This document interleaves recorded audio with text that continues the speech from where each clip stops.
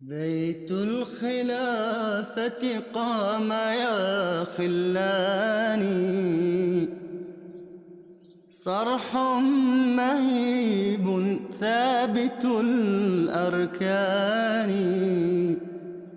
حصن حصين لا يضام نزيله،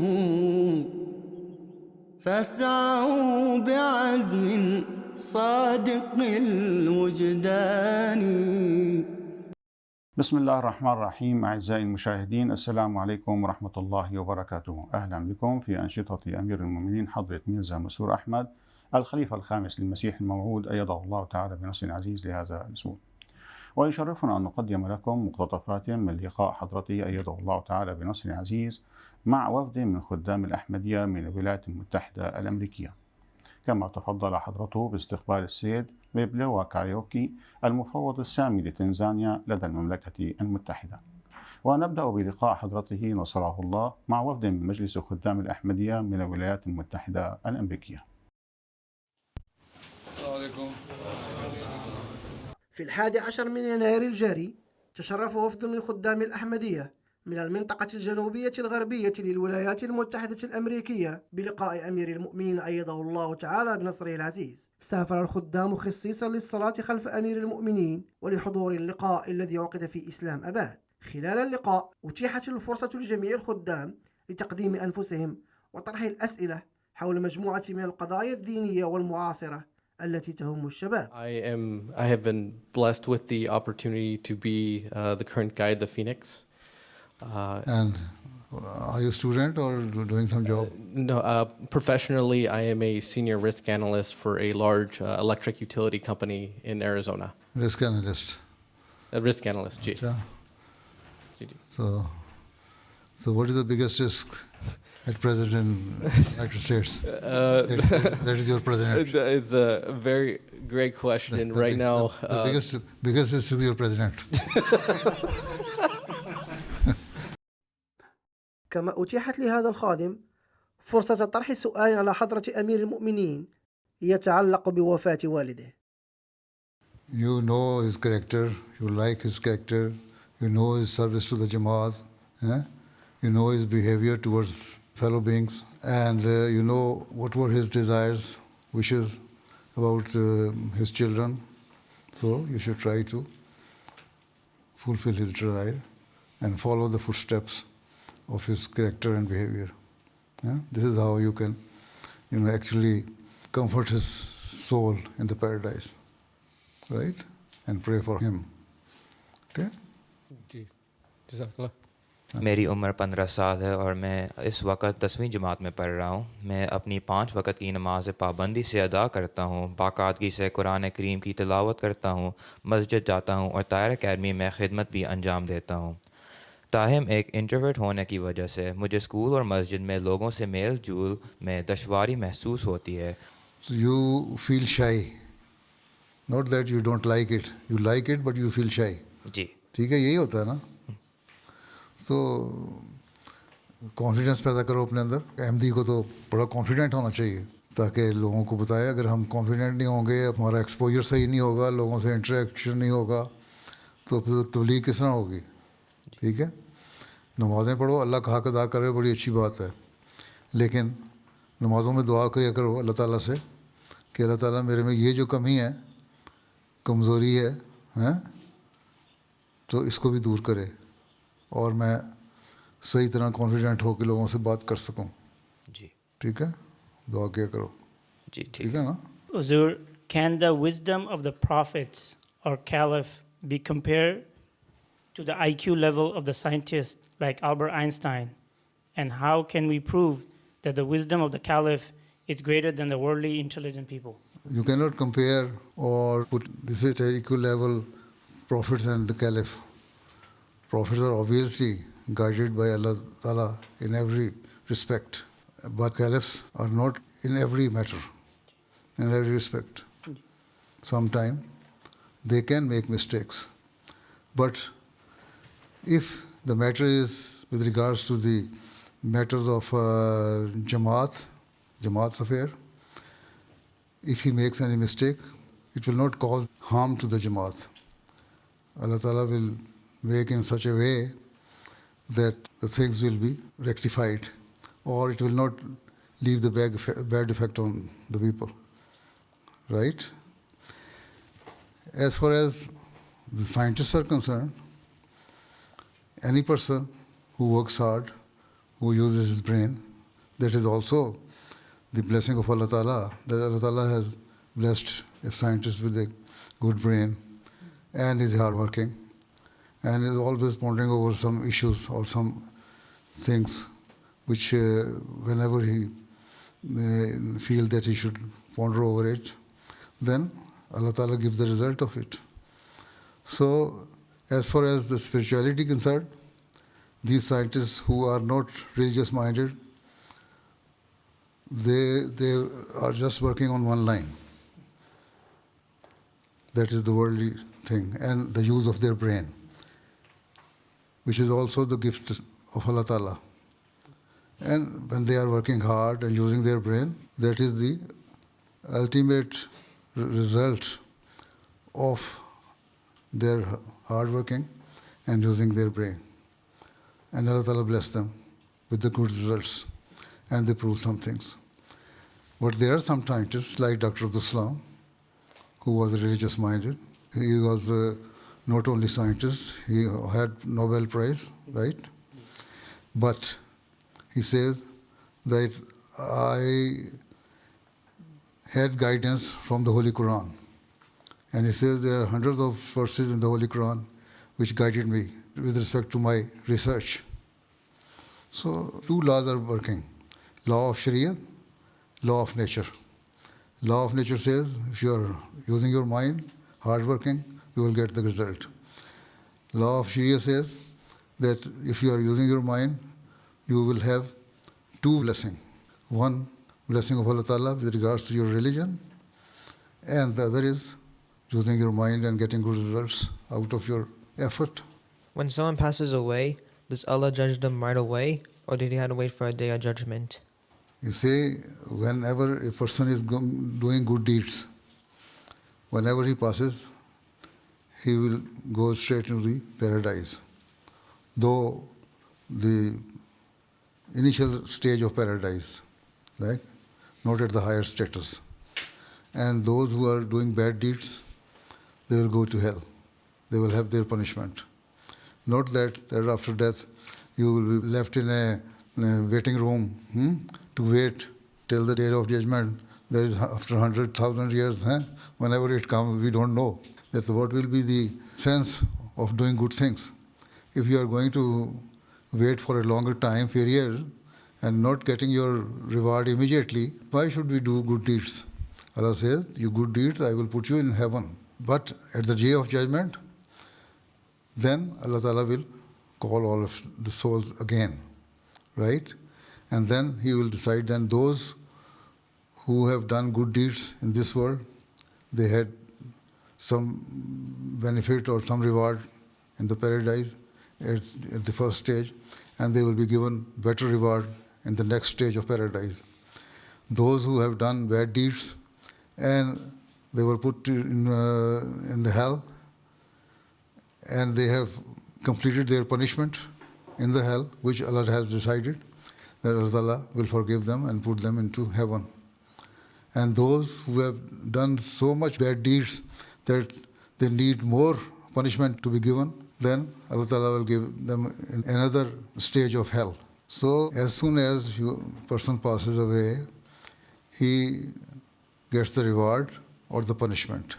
But at the day of judgment, that will be reconsidered, and then at that time Allah Ta'ala will either give you better reward or more punishment, or those who are going to hell, forgive them and then put them into heaven. To understand this philosophy, I think you study the philosophy of the teaching of Islam, right?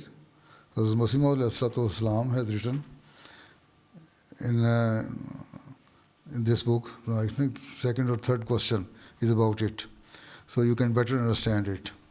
Even I have answered this question in detail to some people, and that has been published in the Al-Hakam. You can read from there. Hazur, when you read letters from children around the world, what aspect of their words bring you the greatest joy and happiness? Sometimes I do not understand what they are saying. But only they are letters, so just to appreciate them, I just say, Allah Ta'ala bless you. But anyway, I am happy that there are quite a number of children who write to me and express their sentiments, those who have some understanding. And there are some young children, they just put some lines, and their parents say, they actually try to interpret.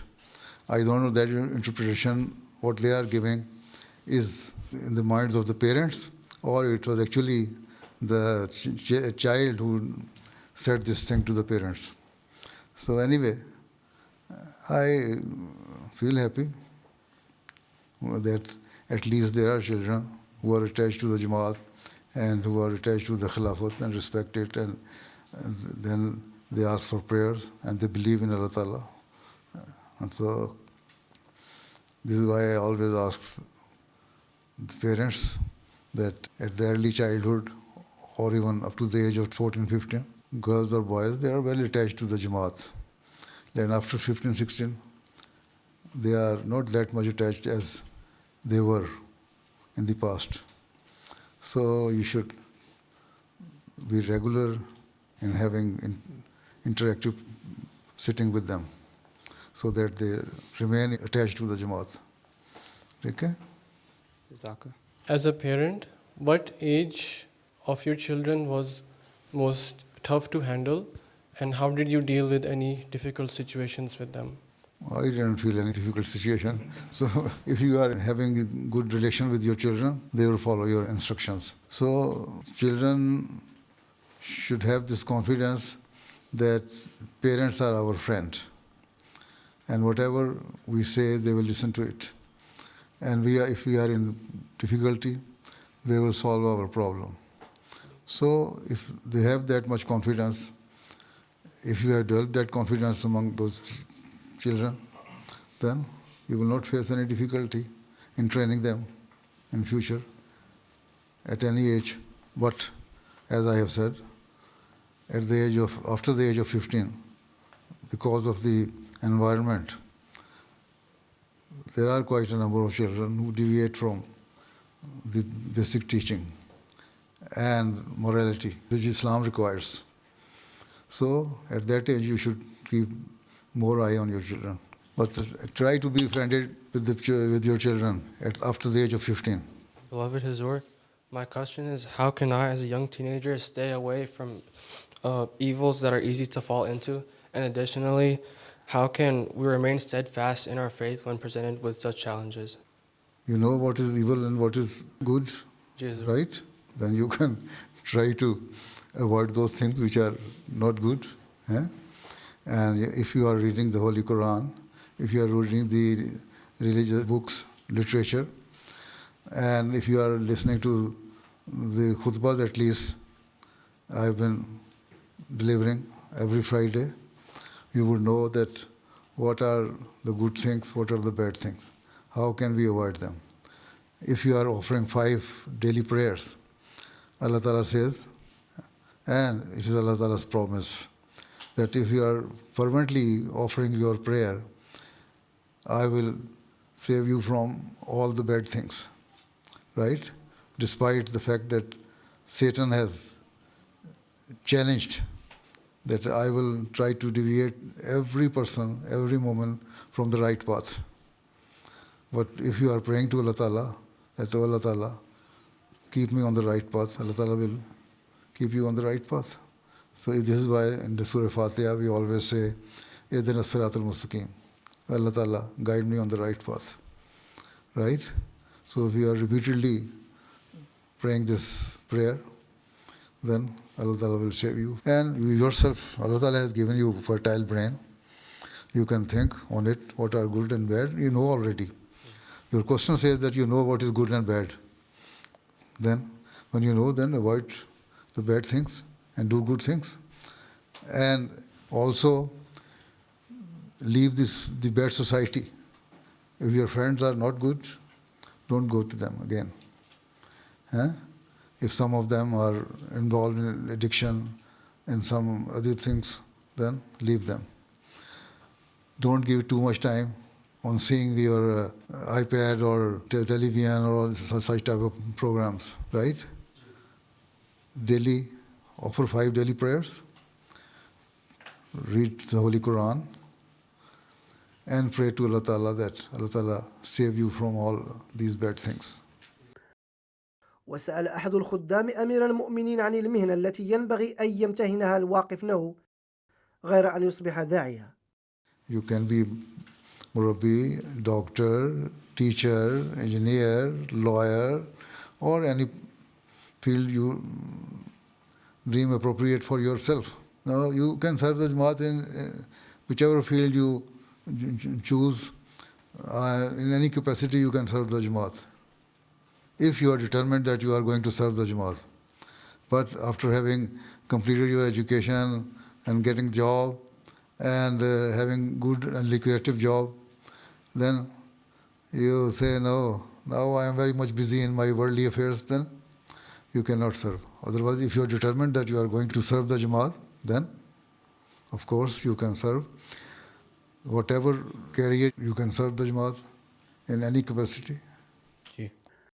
ومع انتهاء اللقاء أتيحت الفرصة لجميع الخدام لالتقاط صورة مع أمير المؤمنين. وقبل ذلك بيوم التقى السيد mobile كايروكي المفوض السامي لتنزانيا لدى المملكة المتحدة وملحقها السياسي بحضرة الخليفة. وخلال اللقاء ناقش أمير المؤمنين موضوع تنمية البلاد. But Your Holiness, we really thank you for the support. Humanity First has been supporting a lot in Tanzania and the social services, education, health, water. I last visited Tanzania a long time ago in 2005. Yes. And I traveled from Dar es Salaam to Morogoro. Yes. And then to Dodoma. Yes. And we were installing our hand pumps there for population. But your agriculture depends on rain only, the whole rain-fed area. Yes. No irrigation facility. No.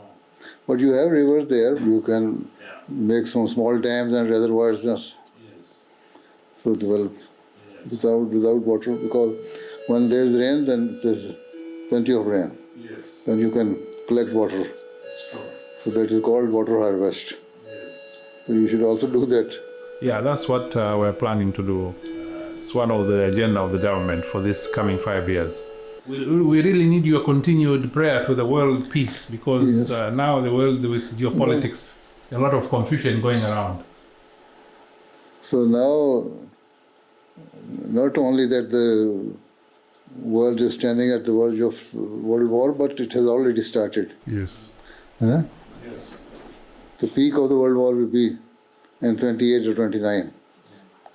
I don't know. And then Africa continent will also be saved at that time, I think. If these Western powers don't have any Western interest there, then you will be saved. And then Allah Ta'ala will give you the chance to develop your country and rehabilitate the world. Yes. So let us see how far you fulfill your responsibility and duty at that time. Tell your people that the time is coming for them to rule the world. We will. It needs honesty, hard work, and submission to Allah Ta'ala, the God, the Almighty. We coexist very peacefully. One of the countries that have peaceful coexistence. The local people try to live peacefully and they don't create disturbance. But outsiders, those who have their Western interests, and they want to control the natural resources of the third world countries, they are actually creating all this trouble. It's true. So since you grow cotton there. Yes. Do you have a textile industry there? We do, but it's not that big. We need to expand. So you develop textile industry there. Yeah, and we really need it because it can create more jobs. Thus it will create more jobs. If your politicians are honest and government is serious to develop the country, then I think you have natural resources and other income sources to develop your country. ومع انتهاء الاجتماع أتيحت للضيوف فرصة التقاط صورة مع أمير المؤمنين. It was very rewarding meeting as we had a chance to learn a lot from His Holiness. He gave us a word of wisdom regarding global issues, regarding peace, regarding unity. But also we talked about developmental issues. He was very keen to learn about progress in Tanzania, projects that are happening, infrastructure, agriculture. Mainly people-centered development has been his keen interest to learn more about Africa. But also we talked about the kind of support that Ahmadiyya community through Humanity First has been providing to Tanzanians. Well, first of all, I was very much impressed. His Holiness is very well briefed about the situation around the world. And one good advice that is given to the African continent is to be independent, to be ready to take its rightful position, to be able to stand on their own, because under the current global trends, Africa has a good chance of being a leader in the global arena because we do have resources, people, which is important ingredients, but also natural resources that we're endowed, be it critical minerals, be it oil and gas, and other agricultural resources, which are very much in need around the world. So our job is to be diligent, to work hard, but also pray to God so that He can bless our people to do the right thing. كان ذلك بعضا من أنشطة أمير المؤمنين أيده الله تعالى بنصر عزيز الأسبوع الفائت. أما الآن فمع مقتطفات لخطبة الجمعة الماضية التي ألقاها حضرته نصره الله من مسجد المبارك. حضرت مغیرہ بن شعبہ فرماتے ہیں کہ رسول کریم صلی اللہ علیہ وسلم نماز کے لیے کھڑے ہوا کرتے تھے تو اتنی دیر تک کھڑے رہتے کہ آپ کے قدم یا پنڈلیاں سوج جاتی تھیں. لوگ جب آپ کو کہتے کہ آپ ایسا کیوں کرتے ہیں تو آپ جواب دیتے کہ کیا میں شکر گزار بندہ نہ بنوں. اللہ اللہ، کیا عشق ہے، کیا محبت ہے، کیا پیار ہے. خدا تعالیٰ کی یاد میں کھڑے ہوتے ہیں اور اپنے تن بدن کا ہوش نہیں رہتا. خون کا دوران نیچے کی طرف شروع ہو جاتا ہے اور آپ کے پاؤں متورم ہو جاتے ہیں، لیکن محبت اس طرف خیال ہی نہیں جانے دیتی. آس پاس کے لوگ دیکھ کر حیران ہو جاتے ہیں کہ یہ کیا کرتے ہیں. وہ آپ کے درد سے تکلیف محسوس کر رہے ہوتے ہیں. لوگ جو ارد گرد کے آپ کو اس طرح متوجہ کرتے ہیں کہ آپ یہ کیا کرتے ہیں اور کیوں اپنے آپ کو اس تکلیف میں ڈالتے ہیں اور اس قدر دکھ اٹھاتے ہیں. آخر کچھ تو اپنی صحت اور اپنے آرام کا بھی خیال کرنا چاہیے. مگر وہ دکھ جو لوگوں کو بے چین کر دیتا ہے اور جس سے دیکھنے والے متاثر ہو جاتے ہیں، آپ پر کچھ اثر نہیں کرتا. عبادات میں کچھ سستی کرنے اور آئندہ اس قدر لمبا عرصہ اپنے رب کی یاد میں کھڑا رہنا ترک کرنے کے بجائے آپ ان کی اس بات کو ناپسند کرتے ہیں اور انہیں جواب دیتے ہیں کہ کیا میں خدا کا شکر گزار بندہ نہ بنوں.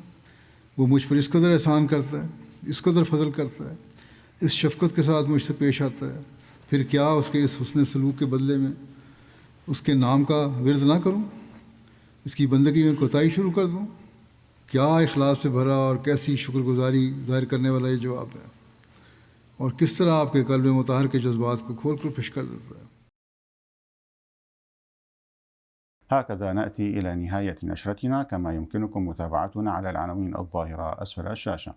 وإلى أن نلقاكم في أنشطة جديدة، لكم مني أطيب الأمنيات، والسلام عليكم ورحمة الله وبركاته. بيت الخلافة قام يا خلاني